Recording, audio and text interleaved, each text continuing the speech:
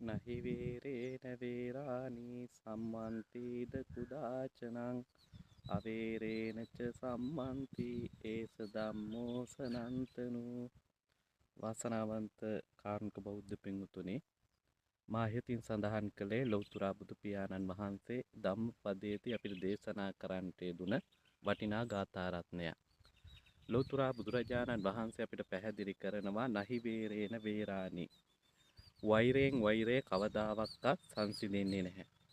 එතකොට වෛරය සංසිඳෙන්නේම අවෛරයෙන් හෙවත් මෛත්‍රී කිරීමෙන්මයි කියන එක තමයි මේ ගාථාවෙන් අපිට ලබා දෙන සරල අදහස බවට පත් වෙන්නේ. එතකොට බලන්නකො වර්තමානයේ ලෝකයේදී අරගෙන බැලුවට පස්සේ රටවල් අතර විශාල යුද්ධ, විශාල දේපල ප්‍රමාණයක්, විශාල ජීවිත ප්‍රමාණයක් මිනිසුන්ගේ එන්නෙන්නම නැත්තටම නැති වෙන තත්වයට, සදාකාලිකම වැළලෙන තත්වයට පත් වෙලා තියෙනවා.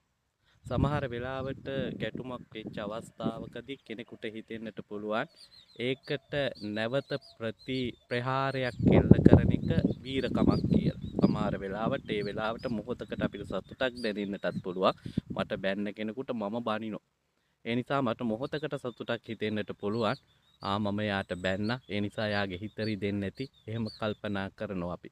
හැබැයි වෛරය කියන එක දිගින් දිගටම පැවතගෙන යන එකක්.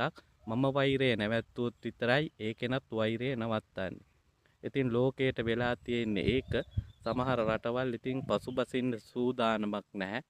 රටවල් අතර යුද්ධ ඇතිවෙන්න ප්‍රධානම හේතුව තමයි ওই තියෙන එදිරිවාදීකම්, අධිපතිකම්, ඉහ මුදුලින් තියෙන අහංකාරකම්, ඒ වගේම තමන්ගේ බලපුලුවාකාරකම් ලෝකයට පෙන්වන්නට ගියාට පස්සේ තමයි අහිංසක ජීවිත අනන්ත ප්‍රමාණයක් මේ විදියට නිකරුණේ පොළවට මිහිදන් වෙලා යන්නේ. විශාල දේපල ප්‍රමාණයක් ලෝකයට අහිමි වෙලා යන්නේ. ඒ නිසා බුදුරජාණන් වහන්සේ දේශනා කරනවා වෛර කිරීමෙන් මේ ලෝකේ ජයග්‍රහණය කරපු කෙනෙක් නැහැ. යුද්ධ කළත් ජයං වේරම් පසවති කියලායි කියන්නේ. යුද්ධ කරත් ජයග්‍රහණයක් ලැබුවත් ඒකෙනුත් සිද්ධ වෙන්නේ නැවත වෛරයක් ඇතිවීම විතරයි සමාජය තුළ. ඒ නිසා වෛරය කියන එක නතර කරන්න පුළුවන් එකම පුජ්‍යලයා මිනිස්සයාම තමයි. කෙනෙකුගේ හිතේම තමයි වෛරය හටගන්නෙත්, ඒ වගේම සාමය හටගන්නෙත්. ඒ නිසා පුජ්‍යලයකට පුළුවන් නම් සාමකාමී පිළිවෙතක් අනුගමනය කරමින්, අන්‍යයන්ට උපකාර කරමින්, අන්‍යයන් දිහා කල්පනා කරමින් බලමින්, අන්‍යයන් පිළිබඳව හිතසුව පතුරවමින් මෙත් සිතින් යුතුව වාසය කරන්නට මේ ලෝකේ තියෙන බොහෝ ප්‍රශ්න ප්‍රමාණයක් විසඳ ගන්නට පුළුවන්කම ලැබෙනවා. ඒ නිසා තථාගත බුදුහාමුදුරෝ